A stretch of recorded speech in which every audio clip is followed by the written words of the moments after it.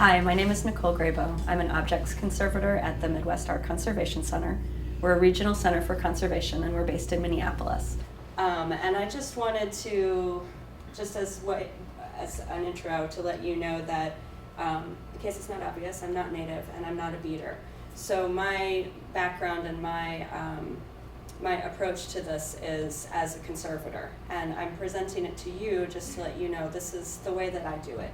It's not the only way to do it, and it may not even be the best way to do it, but this is the way that I've been trained. So I'm just gonna let you know, how I do it, and if you have any feedback or suggestions, or if you have learned another way, I'm totally interested in hearing about it and adding to the conversation. I do come at it from kind of a chemistry background, and bead cleaning is something that they do teach us in conservation school, so this is kind of the method that I've been taught, and I've kind of changed it a little bit over the years, but it's pretty straightforward, and I think you guys will find that if you haven't done any cleaning of beadwork, this will give you kind of a little bit of a familiarity just with handling the materials, and maybe take a little bit of the uncertainty out of it. That's kind of my goal. Whether you're working on your own regalia or if you're working on collections objects, I think that this is a technique that can be used for either of those. So just a little bit of a background on art conservation. We define ourselves as the profession that's devoted to cultural property through examination, documentation, treatment, preventive care, and education. So a lot of people think just of the treatment aspect, the fixing things and cleaning things and putting things back together, but it's really this kind of all five of these activities. And what I do primarily, I do primarily do treatment. I get a chance to teach maybe a couple or 3 times a year, but mostly I'm in the lab, cleaning beads, fixing broken pots, that kind of thing. But when something comes into the lab, the first thing that I do is that I examine it. I examine it visually, and I take notes of my examinations, and those become part of the object's permanent record, and they travel with it, and they go to the client or to the institution that is housing that piece, and we also keep records for ourselves also, so that they're available to the client at any time. We document everything very thoroughly, and we're going to be taking some pictures here today too. I find that it's helpful. We forget pretty quickly how dirty it was, so it's nice to kind of take a picture of it when it's dirty and then look back at those pictures once they're clean. And then preventive care and education, those are all just parts of the package.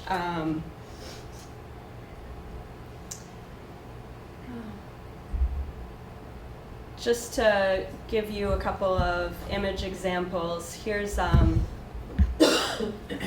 beaded necklace that I worked on a couple of years ago, and this is one that's in the Oshkosh Public Museum collection in Wisconsin. And the photo on the left is the before treatment image, so you can see that the necklace had really fallen apart. It was strung on hide thong. The beads themselves were suffering from an unstable glass composition, so many of them had broken and had contributed to the degradation of the hide thong, which was broken in a lot of places. So this necklace was really just a box of pieces. And what I did, rather than restringing the necklace, which would have required removing that original thong to make space for a new string, I created a mount that holds the pieces in place. So it's actually I cut a little trough in a circle and then kind of placed the pieces in that orientation. So they're still loose and you can still pick them up individually, but it's stable for storage and display as it is, and it didn't require an interventive treatment, although I did clean the beads. And these beads some beads have an unstable glass composition, which can lead to the development of what we call glass bead disease.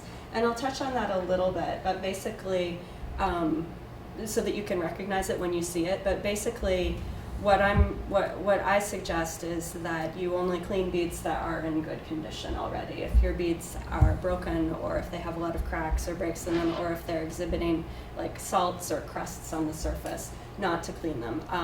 And there's been some new research in conservation recently that suggested that cleaning beads that have glass bead disease can actually accelerate the degradation. So that's why we're kind of holding back on cleaning them a little bit. You said salts. Mm-hmm. When I wear my riggings, I sweat. Right, that's different. That's okay. That's okay. I'll show you pictures of glass bead disease so you can see what I'm talking about. They get this like salty crust, like there's snow growing on them.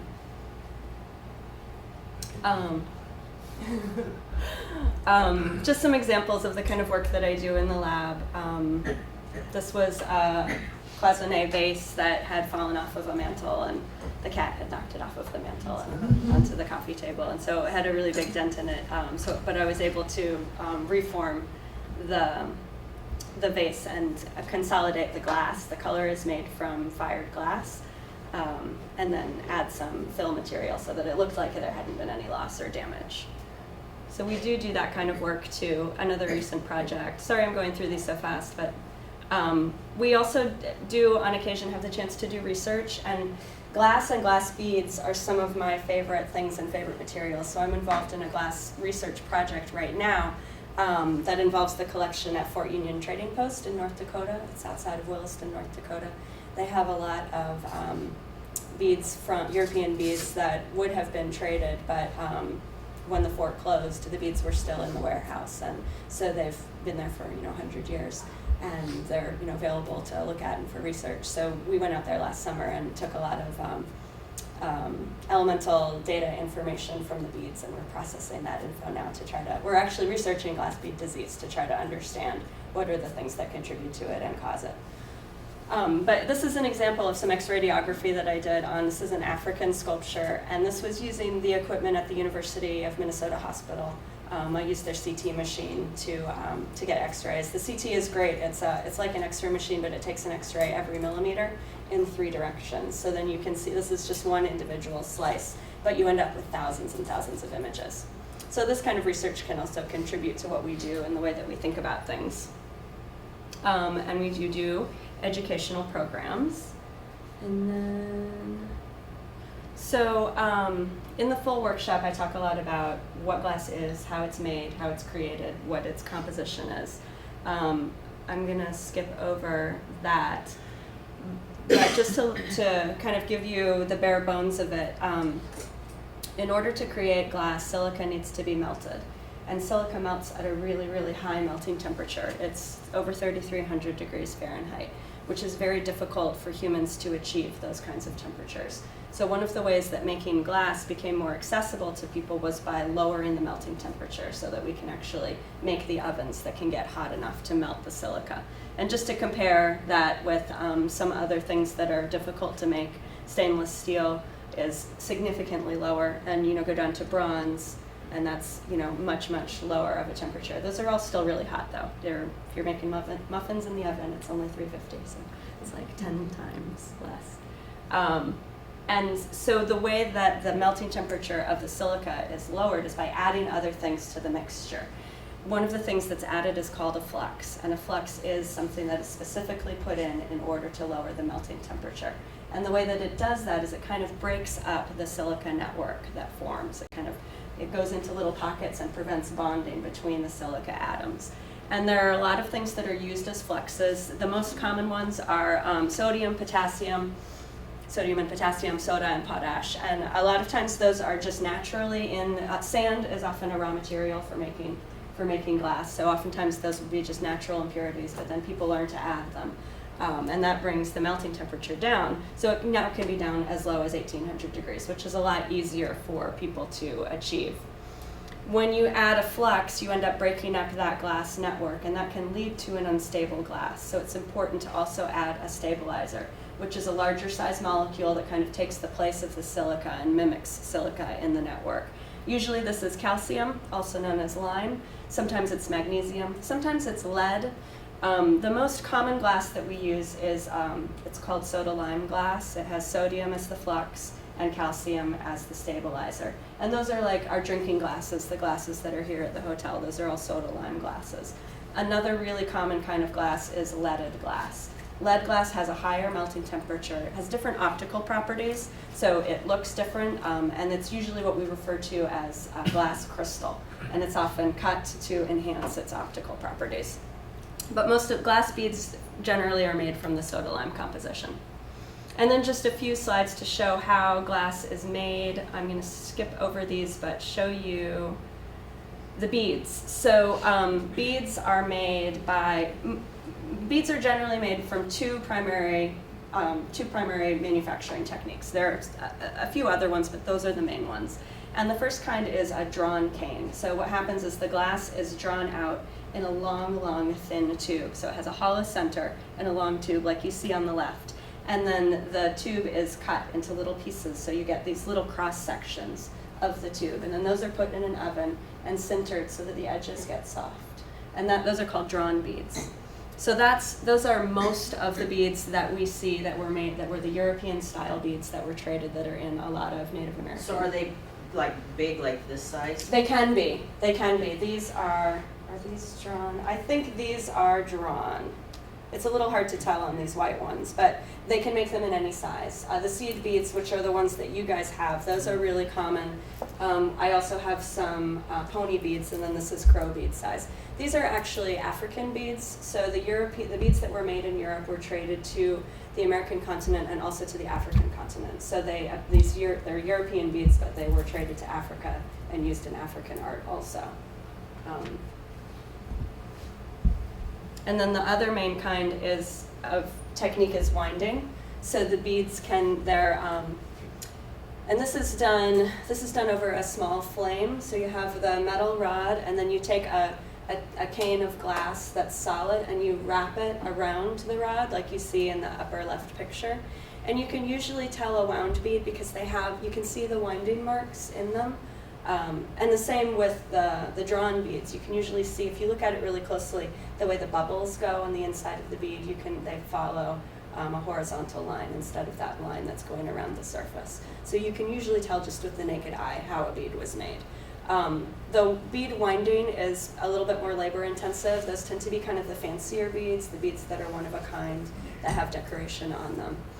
But it's also a pretty common technique. I think all the ones you guys have are drawn. And then glass is susceptible to damage physically. It's a very brittle material, so it breaks. And glass that is old can develop a weathering crust. These are some pictures of what a weathering crust looks like. So this is archaeological glass that was buried for a long time, and it would originally have been probably almost completely translucent, but because of the exposure to the water and the moisture in the soil,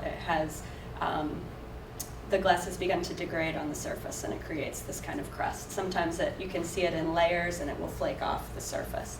If you see a crust or anything like that on your glass, I would recommend not cleaning it, because you're probably going to just remove those original layers. So that wouldn't be the same as like how when you leave glass outside, like clear glass, and it turns purple? No, that is because of manganese that's in the glass. Manganese was used as a decolorant in glass too. There's a lot of iron in glass because iron is everywhere. It's one of the most common elements, and it can make glass kind of green. So people use manganese as a decolorant to kind of counteract the green and make the glass more clear. But when it's exposed to UV from the sunlight, it turns purple. So that's different. And then this slide, you can't see the top of it, but it says glass bead disease. So glass bead disease manifests similar to the weathering crusts, and it's due to this unstable glass composition.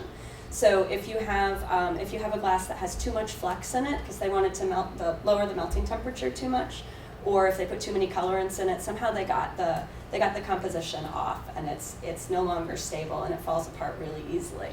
One of the things that contributes to it is cycling relative humidity and storage. So if you have air that's really moist during the spring and summer months, the water kind of penetrates into the glass and dissolves soluble components.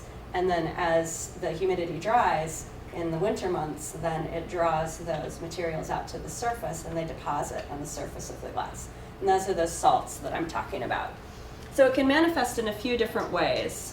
Let's see if you can see that.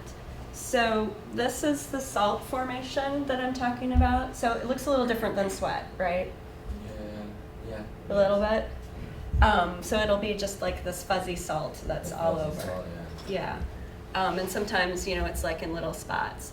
If the humidity is high, you might not get the salt deposition happening, but you might see little drops of moisture forming on the surface. This moisture, if you test the pH, it's very alkaline, it's very basic. That's called weeping. And then when glass disease progresses really far, you start to get internal cracking, which is called crizzling, and those cracks are really tiny, and they affect the way that light interacts with the glass. So this is supposed to be clear, but because of all the crizzling, it looks completely white and sugary, and as you can see, it's losing its structural integrity too. It's become very brittle. And if it continues to progress, you'll just end up with a pile of powder. Glass disease doesn't actually have a cure, but we do try to control it with keeping humidities stable and low. They say like 35% relative humidity is good for keeping glass from deteriorating too much. Oh, and I'm talking too much. We need to get working. So, other pictures. So here's an example of a during treatment picture. I think we all kind of know why we want to clean glass, because it looks better when it's clean. And this is just an example. This is my cleaning line right here. So this is a doctor's bag, a beaded doctor's bag that was basically pretty dusty, and it was primarily museum dust that was on it. And through cleaning, we can really kind of brighten up those colors and give it just the sense that it's something that's well cared for. As a conservator, we have a code of ethics that we follow that's established by our national professional organization, which is called the American Institute for Conservation. They publish code of ethics and guidelines for practice. Among the code of ethics, we strive to have all of our treatments be reversible, or as reversible as possible.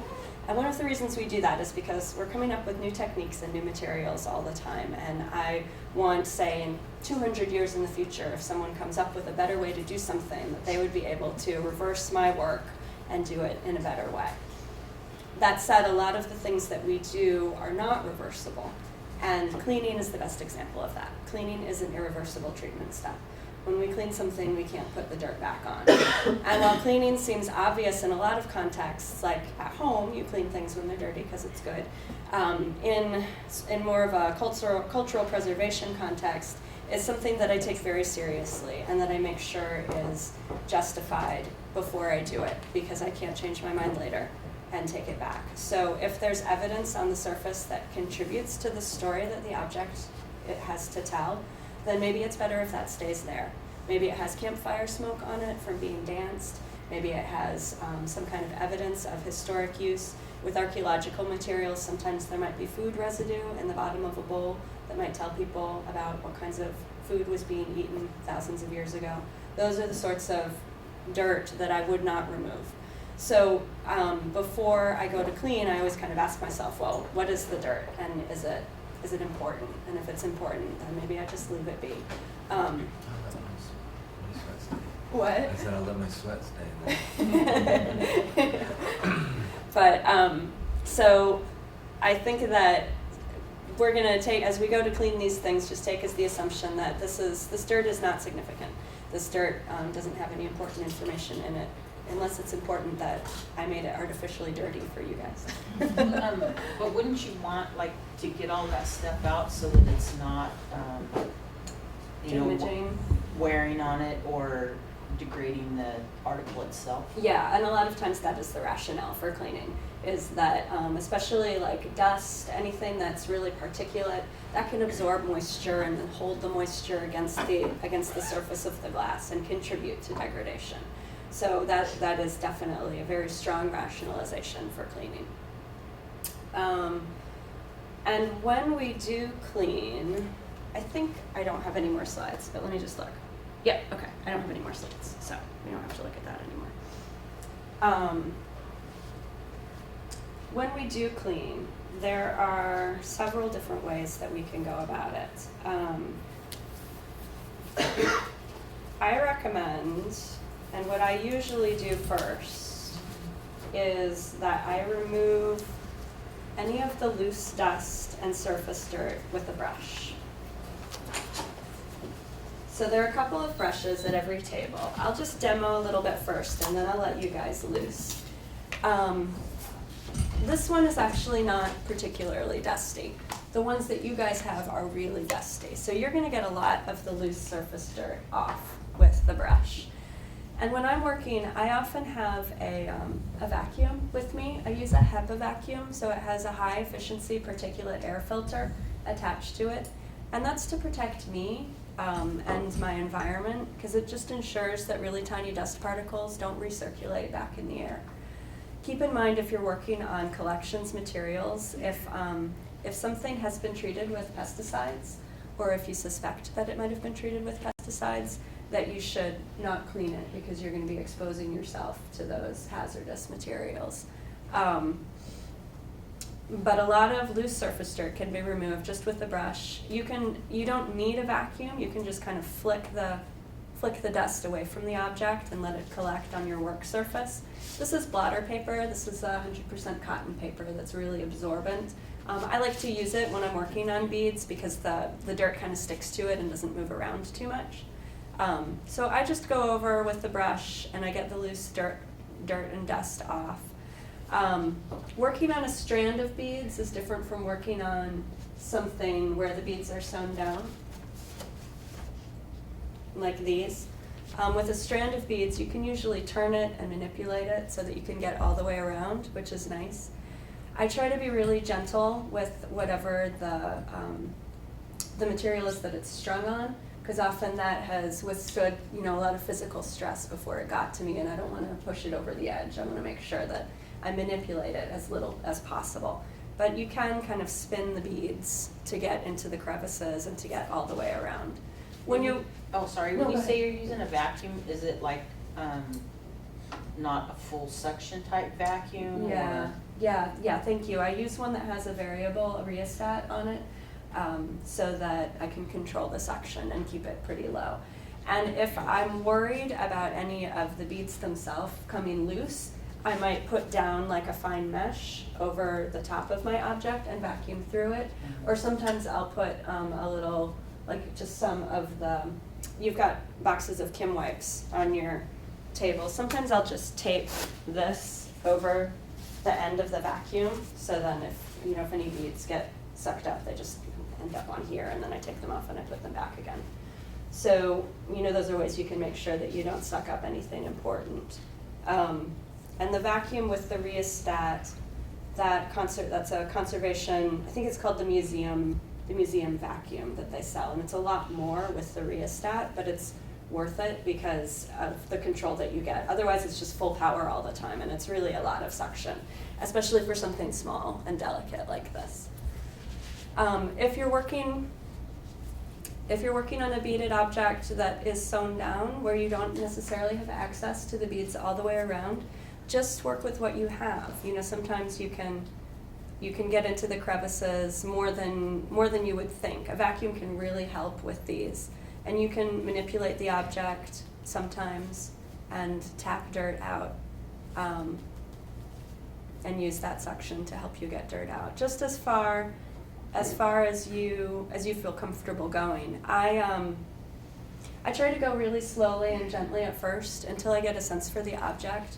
Every object has its own limitations, and once you've been working with it for a little bit, you kind of get a sense of what they are and how much you can handle it without damaging it. So, give yourself a little time when you first start. Don't jump in feet first, but kind of go slow and gentle until you feel like you understand what it can take without further damage.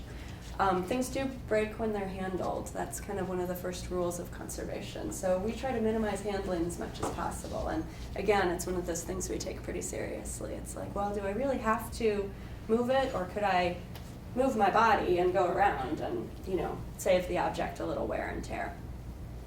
And now once I'm done and I've gotten the loose surface dirt off, I will go in with, if it's necessary. Sometimes you can stop there. Sometimes that's enough. Sometimes you're like, oh, that's clean enough. That's good. And I never really want an object to be totally pristinely clean. That's generally not what I'm going for in my work. So I try to keep in mind what level it is that I'm working towards. And I generally go towards evenness, so I don't have one area that's cleaner than another, but kind of bring everything up to the same level. I apply my solution, my cleaning solution. And what is the cleaning solution, you ask? Well, my favorite is a 50-50 mixture of water and ethanol. So you guys all have, each table has 3 little ramekins. One of them's the mix of water and ethanol. One of them is water alone, and one of them is ethanol alone. What I have found is that water cleans the best. Water is like the greatest solvent in the world. But it's also a really strong solvent. It can affect unstable glasses, can affect your substrate materials, particularly if you're working on something that's beaded on leather or hide or has a lot of pigments or dyes in it. It can, it can cause change in your materials below. So water is sometimes a little bit more than we need. Ethanol, on the other hand, is drier. It evaporates more quickly, doesn't solubilize a lot of those more water-sensitive materials. So it's gentler on the beads, it's gentler on the substrate materials, doesn't clean as well. So I like mixing the two together, and I get kind of the benefits of both. I've given you all 3, and I encourage you to try each one and see if you can kind of feel the difference in the cleaning action and the way that it feels when you're working with it, because they do all feel slightly different. I will tell you though that the ethanol, I ordered lab grade ethanol to come to my hotel, and it didn't arrive. So this is Walgreens ethanol, and it's only 70%. The stuff that I had ordered was 100%. This is 70%, and it's cut with water. So this is also a mix, and this isn't going to give you quite the true feel of true ethanol. And I do recommend that if you are going to be doing a lot of bead cleaning, that you do invest in buying a reagent grade 100% ethanol. If you're not going to be doing a lot, if it's something you're doing intermittently, this is fine. This was like $3 at Walgreens, so, and it's already mixed a little bit with water. When you use that, does it bother, like, say you have a bead that's like a dyed bead or something, will it take the color off of it? It might. Glass beads are not usually dyed, so that might be if you're working with wood or bone or something that has a dye component. And then I would say that you should test an unobtrusive area first, just with a little amount of the solution to see, and work really slowly, and just always pay attention, because even sometimes when you do testing, one area might respond differently than another area. So it's good just to always kind of stay awake and stay listening to what the bead's So if you telling have a dyed bead, chances are it's not glass, is that what you're saying? Yeah, chances are it's not glass, but something else. Things that are really hard that look like glass or ceramic, stone, bone can be really hard, or ivory. Well, I'm curious because like seed beads, I do a lot of work with seed beads, and I don't want to be, cleaning stuff with that if it's gonna take the color off. Right, like actual seeds from plants. No, seed beads like these. Like this size. Yeah. Yeah, these should be fun. They should be stable to these colors. These colors should be stable to these solvents. I've never found one that wasn't. So when I work, I use the conservator's equivalent of a Q-tip. You can use Q-tips. There's nothing wrong with Q-tips. But they're expensive and they're really big. So I make my own, and everyone has a wooden stick and some cotton. And what you do, it helps if you get your stick a little bit damp first. It just kind of grabs the cotton better. And then you can just kind of take a little bit of cotton and spin your stick a little and wrap the cotton around. It's a little cumbersome at first, but you'll get better at it. There's a steep learning curve, so try a few. Your first ones might be like sort of lumpy and loose, and that's okay. I like to work pretty small when I'm working with glass beads, so I like a really small swab. Like, yay. And then I use magnification when I work because my eyes are not as sharp as they used to be. And I've put out some lenses on the tables. Not every table has one. And if you wear glasses, these might be a little hard to use. But these are just cheaters from the grocery store. They give you a little bit. These ones I think are like 1.75. The strongest ones are the ones in the blue case over there. That's 3x magnification. Those ones are really nice. Try them out, experiment with them. If you have really good near vision, obviously you're not going to need them, but my near vision's terrible, so I use these. And they all have a specific focal distance, so you might have to kind of play around with where your head is until you figure out that it's in focus. And then I moisten the swab. And I want it to be just damp. If it's glistening, it's too wet. So if I get it too wet, I'll just roll it on the blotter and get rid of the excess water. And then I go bead by bead. I kind of decide where I'm gonna start, and I just gently rub the cotton swab over each bead one at a time, and I spin them when they're on strands.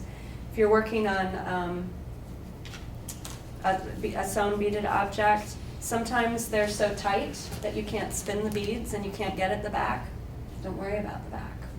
Just clean what you can reach. Don't hurt the object in order to help it. And I just kind of work around and try to work in sort of a methodical fashion. I try to plan where I'm gonna go so I don't forget. And I always pay attention to what's coming off on my swab, looking at the color, making sure that I'm not taking off something that is maybe supposed to be there. And when my swab starts to get dirty, I just take it off and I put it, I'll give you guys some spare ramekins. Because you don't want to move the dirt around. So once you start to see that your swabs are getting pretty dirty, you can just take them off and roll a new one. So that's the swab cleaning method. I would ask that you only dip a swab in the water once, or in the whatever cleaning solution you're using once, so that it's clean. Then take it off and get a fresh one. Otherwise, we're adding dirt to our solution. And I would prefer that you don't get the brushes wet, because that's a lot of water. We don't really want to be working that wet. We want to try to keep it a little bit more controlled. If you want to try it and see what it feels like, just sort of for argument's sake, go ahead and do it. But if you're working on an actual object, I would say that that's going to be too much moisture, more than you need. And then the third thing that we have to try are the cosmetic sponges. These are, they look like this. There's some on each table, and I've got some more, so if you run out, feel free to come up here and get some more. They are, what can I say? They're cosmetic sponges. You can get them at most drugstores, but be careful if you buy them there, because a lot of times they have makeup or oil in them. These ones are free of all of that, no dyes, no fragrance, nothing like that. I get these on Amazon. It's from a company called Cosmetics with a Q. They're great for short-term cleaning. Once I open the bag and they're exposed to light, they start to yellow. So use them fresh, but throw them away when they start to yellow, because when they start to yellow, it means that the material is breaking down and you don't want to leave little bits behind. So just use it fresh. Don't use it for storage or anything like that. It's just for, use it today and then toss them. So these you can use wet or dry, and they kind of work a little bit bigger. You can kind of get a larger area. You can try them dry, try them wet. They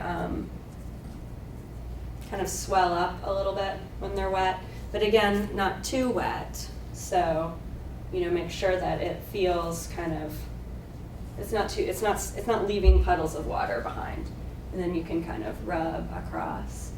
You can try also, I've got some spare blotter pieces up here. You can try using your blotter to kind of get in between beads. If you get your blotter paper a little wet, you can work in between beads. You can use blotter corners if you're worried about your substrate. Sometimes you can slip a little bit of blotter paper underneath a strand of beads and clean it, and that way you're kind of protecting whatever's behind it from getting too wet.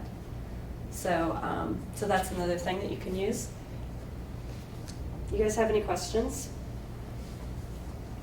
Do you feel ready? Mm-hmm. What time is it? Does anyone know? We go down. Oh, perfect. I'm right on schedule. Yes. Okay, so you all have a strand of dirty beads, 3 different solutions. Some of you have magnifying frames. I encourage you to try them, pass them around. If you try it and don't like it, grab another one. I would suggest starting with the brush. If you don't start with the brush, you're going to make a muddy puddle. So that's okay too, but it's also good to avoid.